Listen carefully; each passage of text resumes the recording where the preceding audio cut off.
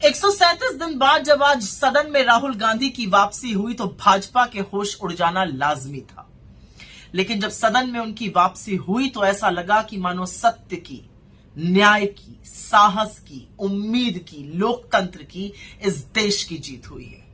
जब वो गांधी प्रतिमा पर शीश झुकाकर सदन के अंदर गए तो सदन राहुल राहुल के नारों से गूंज रहा था और इंडिया इंडिया के नारे हर ओर से लगाए जा रहे थे। जब ऐसा हो रहा था तो भारतीय जनता पार्टी की भी एक स्क्रिप्ट तैयार थी। भला वो पीछे कैसे रहते हैं, जो डरता है वो ये सब जरूर करता है। वहां के एक दुमछल्ले सांसद हैं, वो उठ खड़े हुए और उन्होंने एक ऊल जलूल आक्षेप लगाने शुरू किए और वही चिर परिचित स्क्रिप्ट, जब पाकिस्तान काम नहीं आता तो चीन के पिछलग्गू बन जाते हैं। कुछ चीन पर बेतुकी बातें बोली तो उस दुमछल्ले सांसद से सबसे पहले तो मैं ये पूछना चाहूंगी कि चीन पर मुंह खोलने से पहले कभी अपने आका से 3-4 सवाल पूछिएगा कि चीन आज भी अतिक्रमण करके क्यों बैठा है और आपने क्लीन चिट क्यों दी चीन को। पूछिएगा कि 18 बार चीन को से मिलकर करते क्या थे। पूछिएगा कि 20 जाबाजों की शहादत का बदला गलवान में चीन को घुसाकर बैठे हुए हैं और लाल शर्ट पहनकर चीनी राष्ट्रपति का स्वागत करते हैं। पूछिएगा कि चीन से बदला चीन का व्यापार बढ़ाकर दिया क्या। वही स्क्रिप्ट अनुराग गोली मारो ठाकुर ने एक प्रेस कॉन्फ्रेंस करके दोहराई, पर इससे फर्क नहीं पड़ता है। इससे फर्क इसलिए नहीं पड़ता है क्योंकि इस देश के सामने सबसे ज्वलंत मुद्दा मणिपुर है।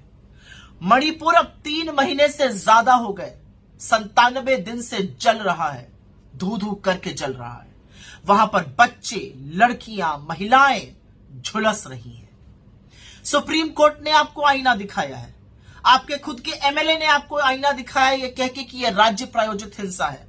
आपका एक एमएलए इतनी बुरी तरह से घायल हुआ है हिंसा में कि वो लकवा ग्रसित है। राज्यपाल ने कहा है त्रासदी बहुत बड़ी है, मैंने ऊपर वालों को बता दिया लेकिन कुछ हुआ नहीं है। सुप्रीम कोर्ट ने तो यह तक कह दिया है कि वहां के पुलिस और सरकार के बस में कुछ नहीं है, स्थिति पूरी तरह से नियंत्रण के बाहर है। और सुप्रीम कोर्ट ने अपने पूर्व न्यायाधीशों की एक समिति गठित करी है जो वहां पर पुनर्वास का काम करेगी। मतलब सरकार पर रत्ती भर इस देश के सुप्रीम कोर्ट तक को भरोसा नहीं है। तो आप कितना भी मुद्दे से भटकाने की कोशिश कीजिए, आप कितनी भी कोशिश कीजिए कि आप राहुल गांधी के खिलाफ अपशब्द बोलिएगा या कांग्रेस पार्टी पर बेतुके आरोप लगाइएगा, लेकिन जवाब तो आपको सिर्फ एक चीज का देना पड़ेगा कि 3 महीने से जलते हुए मणिपुर पर आप चुप क्यों हैं। आपने क्या सोचा है मणिपुर में शांति बहाल करने के लिए। 78 दिन तक इस देश का प्रधानमंत्री इतनी भयावह स्थिति पर चुप रहता है और मुंह खोलता है 36 सेकंड के लिए, जब वो अमानवीय दरिंदगी की हर हद को पार करने वाला वीडियो सामने आता है।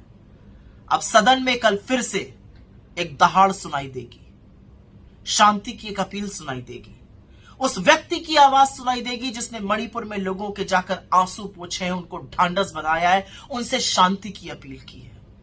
और जब कल सदन में राहुल गांधी बोलेंगे तो भाजपा वालों सुनना, और सुनना इसलिए जरूरी है क्योंकि सदन में इस देश की लोगों की वेदना, उनकी तकलीफों की आवाज गूंजनी चाहिए। आपकी नौटंकी के लिए इस देश के पास वक्त नहीं है।